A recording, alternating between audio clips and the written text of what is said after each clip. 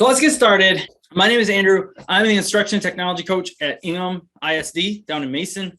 I'm also the director of REMC 13 and the co-conspirator of 517 Ed Tech, along with Allison Rogers from Clinton County RESA, who is here on the call with us, and Christy Lobdell, who is not on the call with us, but she is our partner in crime over at Eaton RESA in Charlotte. I'm also the classroom tech integration guy attached to the IT team at Waverly Community Schools, and I'm a former middle school and high school math teacher. So I started my career in 2006 teaching middle school math. I taught Math 7 and Math 8, and then I taught Algebra 1, Geometry, Algebra 2, and Calc, as well as a couple sections of physics at Battle Creek Penfield High School. And then I came to ISD in 2014, and I've been being moved around to different types of roles since I got here. So there's my email address. Our objectives for our time today is I want you to leave empowered to use Desmos graphing calculator effectively in your classroom. I want you to leave here prepared to create an activity designed by the Desmos in the Desmos activity builder. I want you to leave here with the ability to implement a pre-built Desmos activity to your classroom. And I want you to leave here knowing that you've got at least 3 people that you can reach out to. Okay, I am one of them. Find a couple of others, make some friends today. And then this is the level of experience that we've got, which you can see it's a really even distribution for a training. You know, for a training, you would think that you would draw those middle 2 sections a little bit more than you would the outer 2 sections. But we've got at one point I actually sent a text to Allison and Christy and said, you can't make this stuff up. And it was perfect, 25, 25, 25, 25 of the people who signed up. It was just, okay. So this particular session, for those of you who are in the yellow and the green, this session is really geared, session 1 is really geared for the red and the blue. Okay, so you may feel like you're walking through some of this stuff, and it might be good to brush up. But if you are currently watching this or with us today, and you're a yellow or a green, this is probably going to feel a little bit rudimentary. And then next week we'll get into stuff that's a little bit more intensive. We're going to start with some intro comments. We're going to get into the graphing calculator, the basics, the ideas for implementing it with students. Then we're going to talk about the classroom activities. And that's really where we're going to get today. Is I want to give you some experience with the calculator itself, and I want to give you some experiences and get you started in the classroom activities. Okay.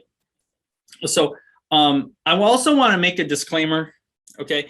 And this disclaimer might seem like I've taken pushback before. And so I'm going to kind of try and preload some of this stuff.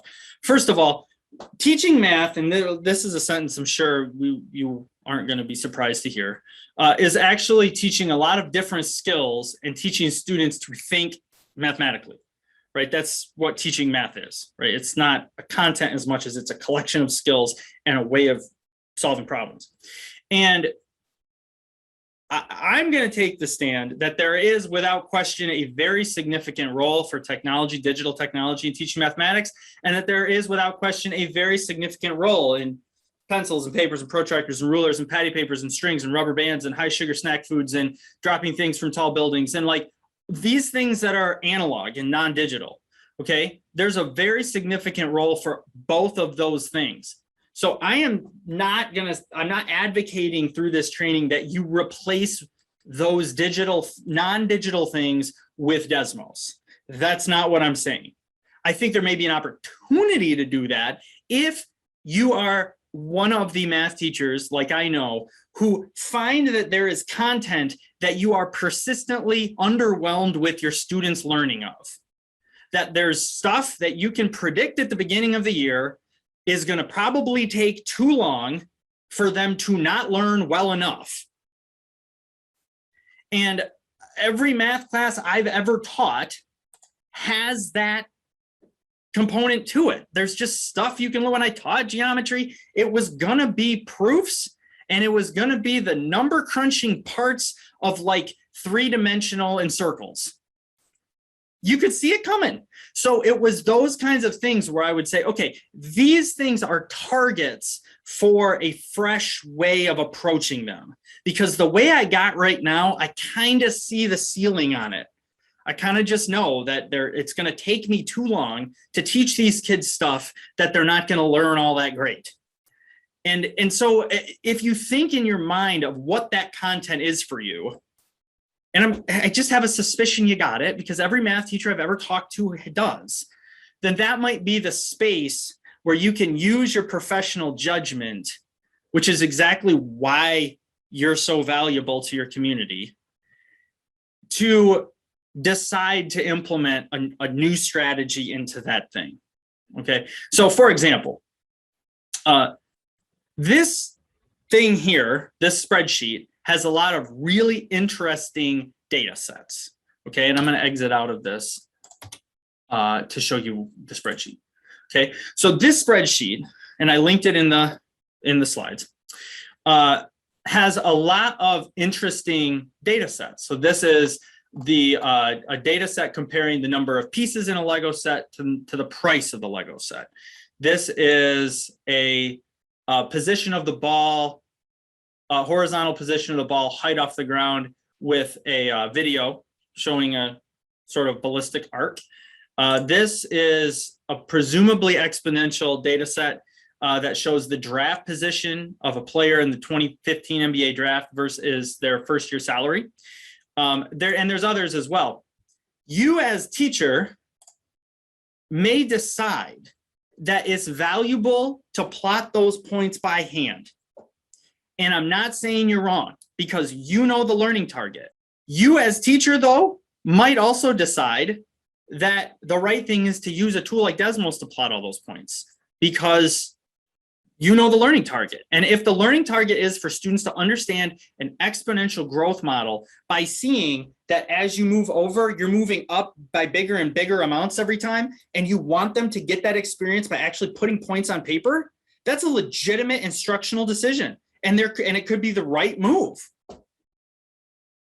But if your goal is to do some analysis with a fairly large data set plotted like a scatter plot, it might be easier for you to plot them by using Desmos. And when I say it might be easier, let me show you what I mean by that. So let's suppose we're going to plot this. And this is, if you've never seen Desmos work, this is what I'm talking about. So I'm going to highlight all of this data just as it exists like this, side by side, and it's two columns. I'm going to hit Control C, like a copy. And then I'm going to go to the Desmos graphing calculator and I'm going to hit paste. And it is going to set up a table with those points already plotted. It's going to plot them all and it's going to sort of size the graph so that it's optimized for the best viewing of all of that data. So when I say you may decide you want them to plot the points, or you may want that's a very different instructional decision, because with this one, they don't have to plot anything. But if they've never plotted points before, having them just do this copy and paste is going to be a mystifying experience. And they may have no understanding of how that data set in that context created points that look like this. I think you can do some really interesting regression modeling if we could just get the pencil and paperwork out of the way, because the computation of regression modeling is really hard. But the analysis and thinking of regression modeling is really important. And digitizing that can make it so that we're getting to the more important and interesting and complex thinking without stubbing our toes over and over and over again on the pencil and paperwork. Okay, so that's my point in bringing that whole disclaimer up, because I've taken feedback on that before, that it just sounds like I'm saying that we shouldn't be using pencil and paper for anything, and nothing. I don't even believe that. So if I'm communicating that, then I'm mistaking. I'm making a mistake there. Okay, so Desmos, just a little bit of background on Desmos. Desmos as a technology piece exists because graphing calculators are too expensive and they're not easy to use. They're difficult for students to learn how to use. Okay, when I was in school, I'm a 90s kid. So when I was in school, you got a graphing calculator and you used the same graphing calculator until literally you couldn't use it anymore. And if you got something like a TI-84, you could never not use it anymore because those things last forever. But you wanted to not use a different one because it took you so doggone long to learn how to use it, that once you figured all the little buttons out and all the little menus and all the little everythings, you didn't dare want to start over again until you absolutely had to. So our students are struggling with that in the digital era. And that's kind of a problem, because when I was struggling through it as a 90s kid, it was still cutting edge technology. Now students look at iPhones and they go, why am I like screwing around with this thing but that I can't figure out how to use, when all I have to do is get this other thing out of my pocket and I can figure out an easier way to do all of this stuff. So these are the different, just to give you an idea of what I'm talking about, I went ahead and pulled some data on the different various graphing calculators that TI has offered through the years, and the prices on them even still. So like that was when it launched, it was $125. It's still $100 to get the old 83. The 84, that's a good calculator, by the way. That's a really good calculator. I don't know if it's a good calculator for nearly $100 still, but it's a good calculator. That they've got them in color now, which is kind of fun for me. They can add $50 and put some colors on it. That's kind of nice. The 85, I don't know if anyone actually used the 85. The 86 had the little cable so that like when your buddy learned how to code the Pythagorean theorem so that you didn't have to learn how to factor quadratics, you didn't have to code it too. They could just kind of pump it over to you. That was awfully nice. I went ahead and programmed it by hand because it was kind of, anyway, sorry. I did though. I didn't learn how to factor quadratics until I had to teach it. The 89, I had to get that one for a college class I had to take. The 92 that had the little cover on it and it was sideways. The Voyage 200, the Inspire, the original Inspire. Now they've got CXs and the CX2. Look at the prices on these things. Okay, they are cost prohibitive for our students. They are reminiscent of the cockpit of a 747.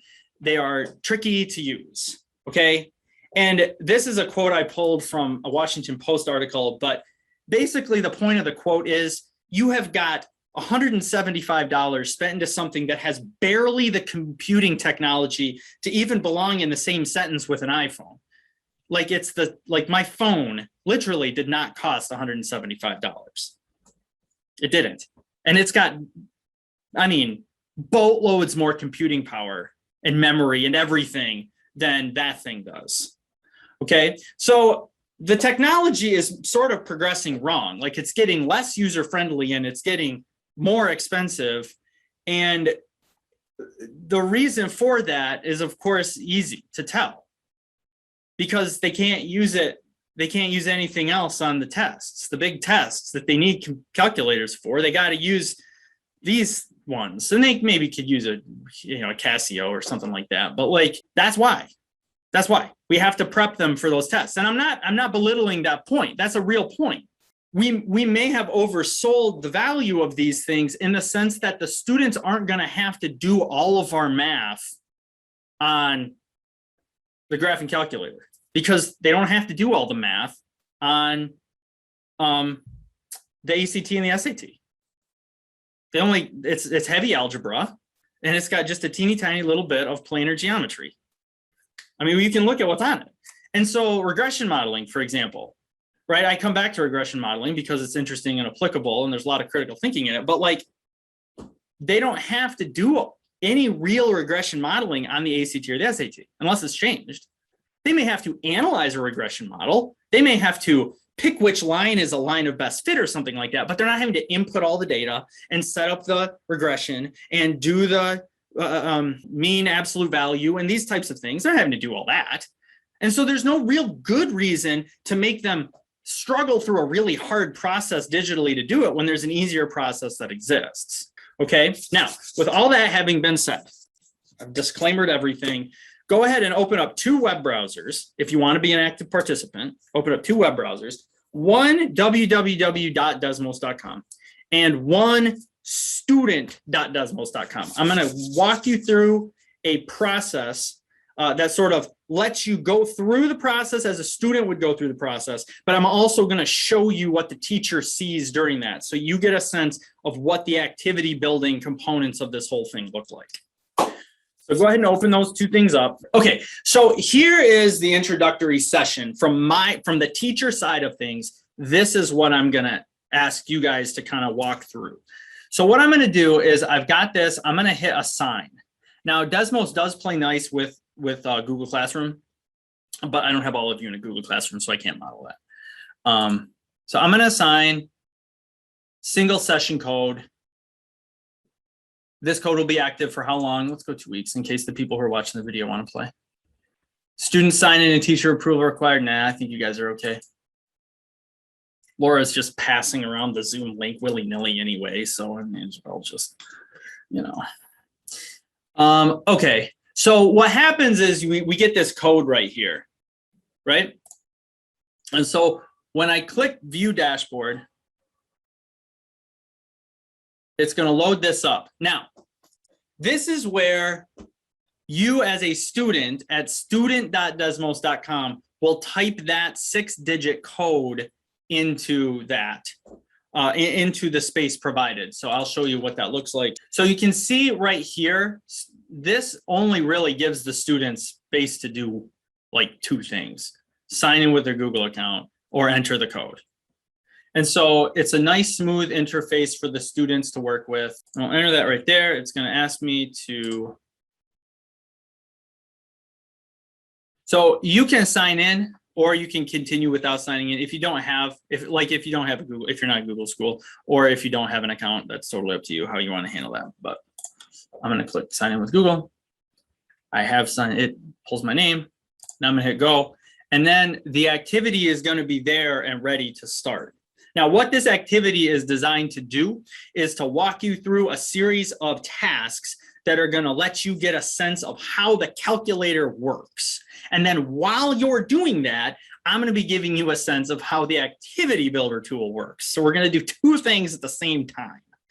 Okay, so go over there and click next. Now, my point in this activity is to show you the variety of things that Desmos can do as far as building experiences for your students. Okay, so this first task, it says quarter this shape. Okay, shade in. Here's what I want you to do.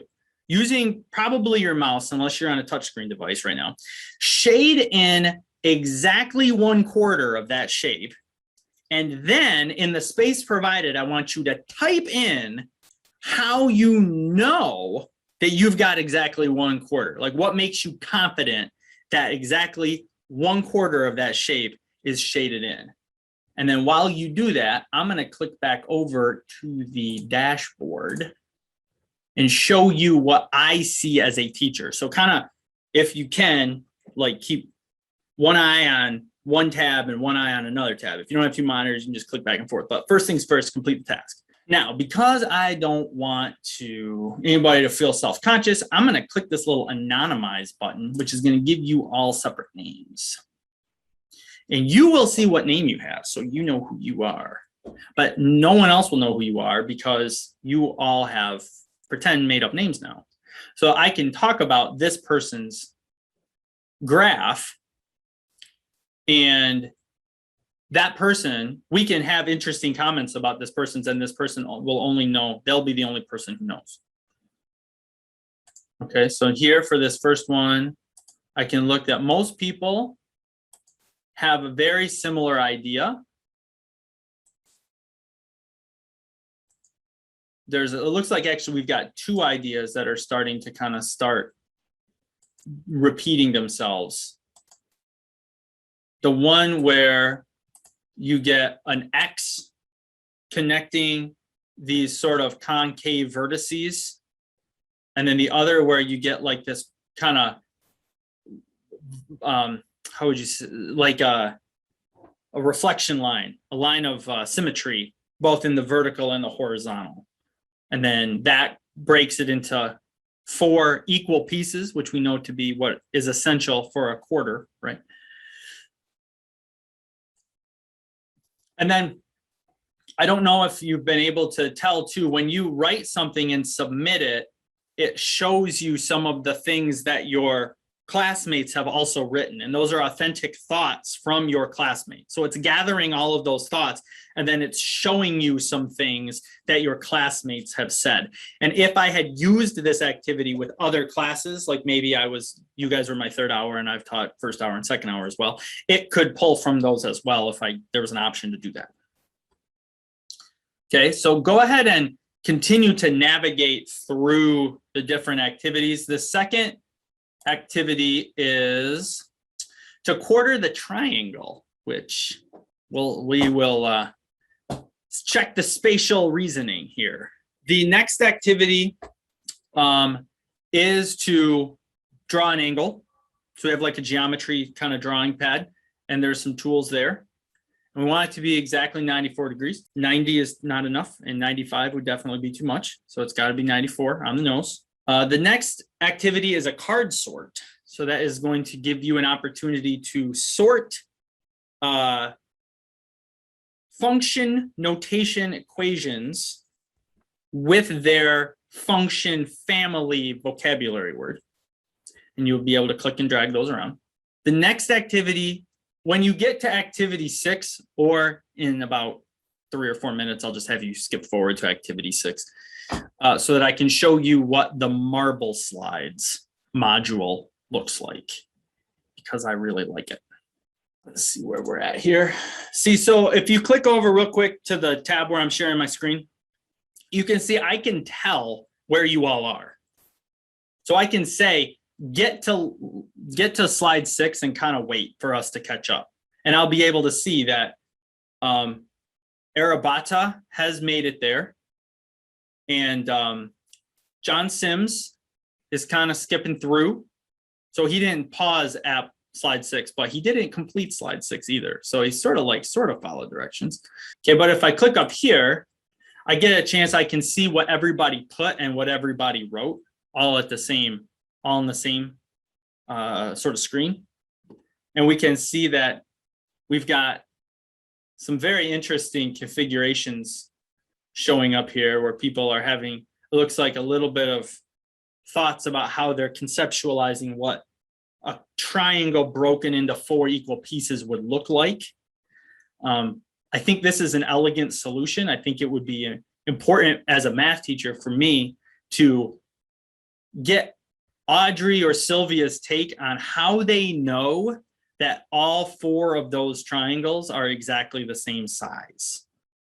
That would be very interesting for me, because I think it can be done, but I think it could be also that they just have an elegant vision in their mind of what it would look like, but they can't really talk about how they pulled that move off. There's also this overlay, which doesn't make a ton of sense in this instance, but when you've got people plotting points, it's actually really useful. So you can either see all of them like gridded out like this, or you can click overlay and it'll lay them all on top of each other. Like I said, that isn't, this particular application of that isn't super useful, but there are other instances where it's extremely useful. All right, so let's see. Number 4, we've got a lot of different things going on here.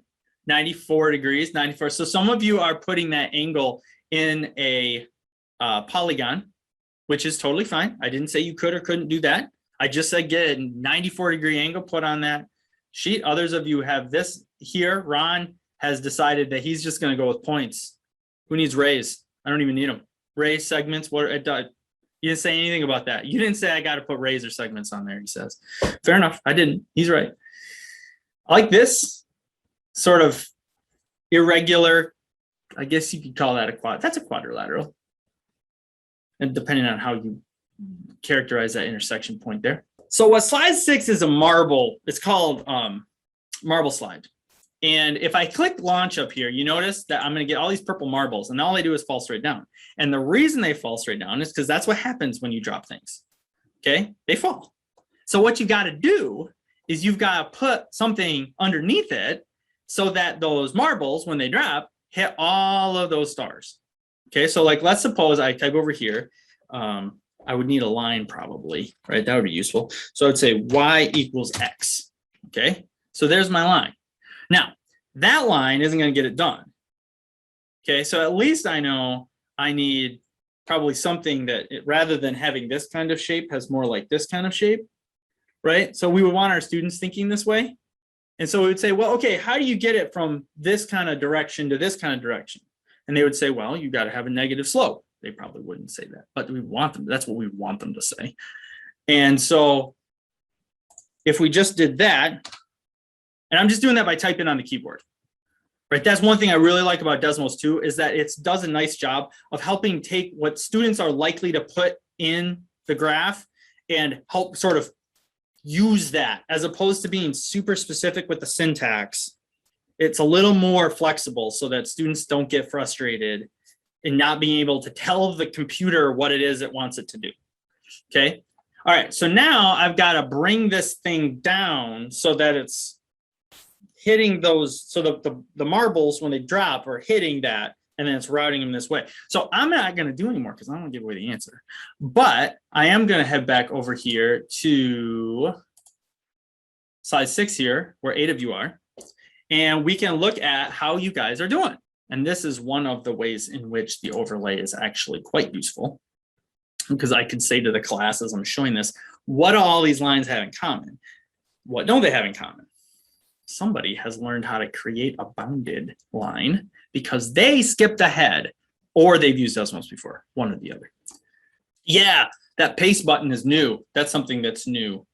I'm responding to something I read. The pause feature on the teacher dashboard is a lifesaver when kids won't stop moving on. Yeah, it's even worse when the students are adults because they don't listen to anybody. They just do whatever they want. Where's that? Right there. See? If I were to click that little pause button, you guys would have to stop what you're doing. Or at least you can go on. So another thing is the plotting of points, right? So like plotting points on a TI calculator is, unless it's gotten way better. I stopped teaching before the CXs really became a regular thing. So I cannot comment on how easy it is on that. It could be super great. On the 84s and the 86s and the 89s, it was not super great. But this, like if I just want to like type in like 4-3, like look, that's all I had to do. I just typed in an ordered pair. And there is the thing. I can click on this and hold it. I can label it. I can give it a different icon. They got a couple of color choices. If I want to give it a label, I can. I don't have to. I can make it draggable, meaning that I can just move it around. And you notice when I move it around, so you can't see what I'm pointing at, but I'm pointing. You notice that it changes the coordinate pairs as I move it. So there's 2 different ways we can pull that move off, right? I can just type it in by number, or I can move it and say it needs to be in quadrant 3, guys. Put it over in quadrant 3. Well, I don't know what coordinates to put in. Well, just click on it and drag it over there then. Oh, okay, now it is. Now it's in quadrant 3. And then you can, once you get a bunch of those in an overlay, you can say, what do those coordinates have in common? Well, they're both negative. That's right. Quadrant 3 is negative. Right. And so it's those kinds of things where you can, students have the ability to play along with the activity, even if they're not super sharp on the math yet. Like if their proficiency in a content is low, you can still craft an activity that the students can engage. And I personally found that was an absolute life-saving lesson planning technique as I was teaching math, is trying to craft activities so that even if the students didn't know the math content yet, which is likely because that's why they sent them to me, for me to teach them that stuff, they still could engage the activity. There were still things they could do. Not every single action in the activity was necessitated them being moderately proficient in the math content. The question, how do you get different settings? Click over here on the circle, click and hold that, and that little menu pops up. Okay, so this one is about sliders. Sliders are kind of nice. They're not just little cheeseburgers. This can be set up as another way for the students to look at what happens to the point when you isolate a single variable. And this can be really useful in the students really understanding what slope changes due to a line and what y-intercept changes due to a line, or in standard form of quadratics, what changing each of those variables does, like whether or not it vertically shifts the parabola, or whether it has it going open and close like this, or whether it's got this kind of like weird kind of thing if you're changing B, right? Like it's hard to simulate those things, but the sliders makes it easier to simulate those things, right? So with this one, if you just type in C, comma D, just type them as variables, you see how this automatically pops up. It says add sliders. Do you want to add those sliders? If you say, yes, I do, and click all, then those sliders will appear in the next couple of lines down. And now you've got sliders. And you can say to the students, well, what happens when you move around the first variable in an ordered pair? You're not moving the second one. Well, it doesn't go up and down. It just goes side by side. Yeah, that's because that first variable controls where the point is on the horizontal axis, like where it's positioned horizontally. The other one, where it's vertically. Because each number can really only do one thing. And so that's why we have to have two numbers. Because we've got two directions in order to place this thing. And the sliders help visualize that for the students. Okay, and you can do the same thing with a function, like I was saying before. So if we have y equals mx plus b, you can add sliders for both m and b.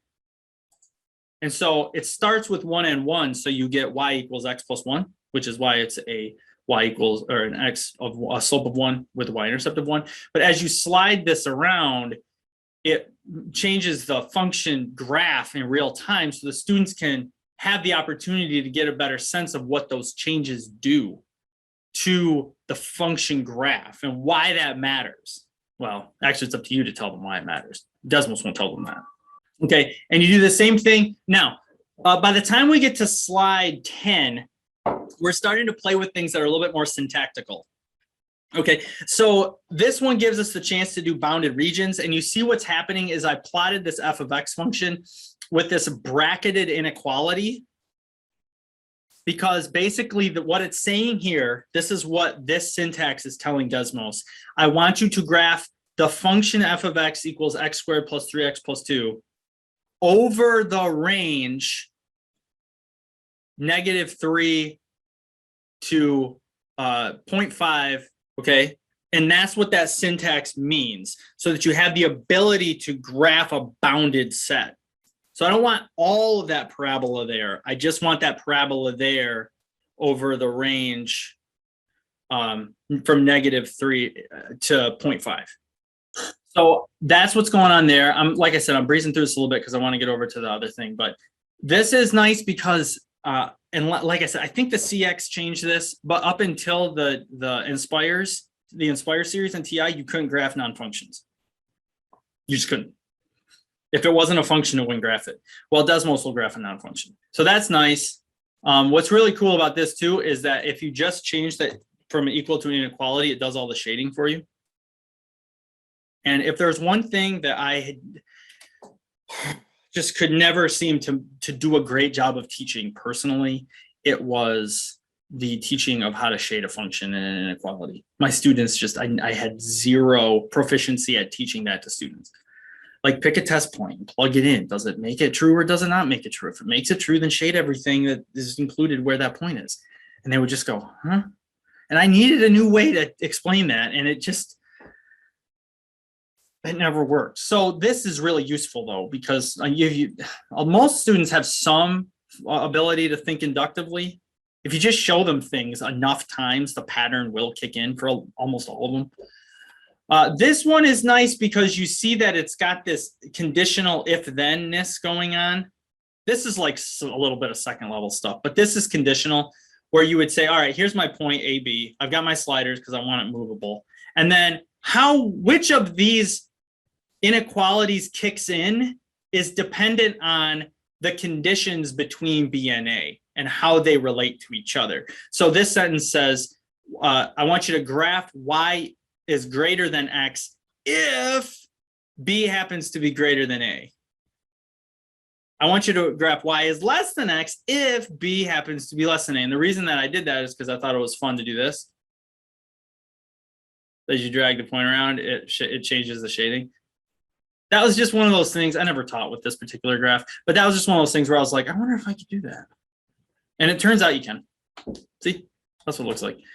But anyway, but I wanted to include that in here because I wanted you to get a sense of how those brackets work both in this syntax here and then in this syntax here, where you've got the bounded set as well. So like if you're doing piecewise functions, for example, piecewise functions, you would need these bounded regions. And most people, just because the technology wasn't there, most people just resign themselves to using graph paper for piecewise functions, which I don't actually think is a bad move, because it really does help the students learn exactly what piecewise functions do. But you don't have to, because you've got a tool that's easier to do it now. Okay, this one is just fun, in my opinion. This last one a little bit is just drawing a face and using what you've learned to like make a smiley face or a happy face or a frowny face, or using outgoing parabolas to make the hair on this, draw a circle, anything. You don't have to do that if you don't want to, but that's just there to see. It's like an application problem. So anyway, now let me take you over to the teacher side of things, the classroom activities. So you get to the classroom activities by going to teacher.desmos.com. You're going to want to create an account, by the way. It will pair. It will pair with your Google account. You can also create just a Desmos account if you don't have a Google, or if for whatever reason you choose not to pair it with your Google. That would be up to you. The biggest thing is trying to figure out what it is you're looking for, because there's good activities extending all the way from about 4th grade math all the way up to like stats and calc. And so I included a couple of good ones here on the agenda document. This linear systems card sort is pretty cool. And so so when you see one of these things, this is what it's going to look like when you land on the landing page, and you'll think to yourself, is this the right thing to give to my students or not? Well, you can read some of the introductory activities here and then click on the student preview to see the actual experience your students are going to have. So in this particular activity, this would be the first page. It would say find the solution of this, drag the point to show the solution. And that's just basically checking a vocab word, right? Do I know what it means for something to be a solution to a system of equations? And then sketch a system of 2 linear equations whose solution is -1, 3. So they could sketch this graph however they want, as long as the 2 lines they sketched were linear and their intersection point was -1, 3. Okay, but then they've got this card sort where the students have to go through and pair up the graph with the solution. And then the question of, are there no solutions or infinitely many solutions, becomes something in there too. There's all these teacher notes down here to kind of explain to you what the designer of the activity was thinking as they made it, as far as what you would be doing while you're teaching it, because there are going to be some activities that are really good for the students to kind of meander through on their own. And there's going to be other activities where you are going to want to teach them while you do it. And some of that style, some of that's the build of the activity, some of it's the content. Some of it's the application. If you've decided that you're going to use this activity as an introductory sort of pre-experience, and you just want to see what their first impressions are, you just kind of let them go and you say, I'm going to need 15 minutes to get through as many of these as you can, and then we'll move on. If it's something where you're using it as part of your direct instruction, you probably say, okay, now click over to slide 2 and let me talk for a second. Okay, now I want you to do this thing, and then you do this, and then, you know what I'm saying? Like where it's sort of more active engagement with high OTR. You know what I mean? When I say OTR, sorry, that was an acronym. Opportunities to respond is that's the language that I use to describe students having active engagement moments during a direct instruction experience. That's what I mean when I say OTR. Sorry about that. So I like that activity. This one, wafers and cream, is kind of cool. It's about Oreos. And I thought it was a really cool build. I thought it was a really intriguing setup. So this one, and like I said, these are linked here on the document, the agenda document. But this one's got this kind of cool question. Like, first of all, let's look at these two. These are just a 5-pack of Oreos, but these are a 4-pack of double stuffs. And then, which one do you think contains more calories? And then it shows you which one's got more calories, and then it gives you this triple cream and it has them predict how many calories it have. And it's sort of getting at, where do the calories come from? Because you've got these 2 variables, and they're like constants, right? So you've got the makeup of the wafer, but you've also got the makeup of the cream, which of course, the fact that they use cream shows that they're not trying to infringe on anything copyright, because Oreos don't have cream. They have stuff with one F. That's actually what it's called. So I thought that was a really cool problem. And I would say your eighth and ninth graders, just like thinking through mathematically and trying to figure out the varying rates and everything like that, I think they would have some really interesting thoughts on that. Yes, Lisa, good point.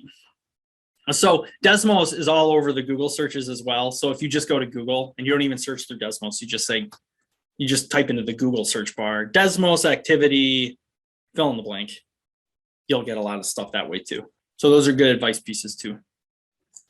And so as you're searching through this stuff though, I mean, like you can search all kinds of things, and they've got collections as well. So you notice over here, it says collections. If you click on these, it gives you activities that are kind of grouped according to what their content designers think ought to be grouped and sequenced. This is one team's opinion, of course. So don't feel like you've got to follow this stuff. There's no fidelity in that respect, right? But at the same time, they've kind of grouped all of these different things together. And then they've got functions and inequalities, an introduction to the coordinate plane for like your middle school students who are just getting the hang of the XY grid. But there's a lot of things that are kind of grouped together. And so your homework for this particular session as we wrap up is going to be, because we're going to get into building these things next time.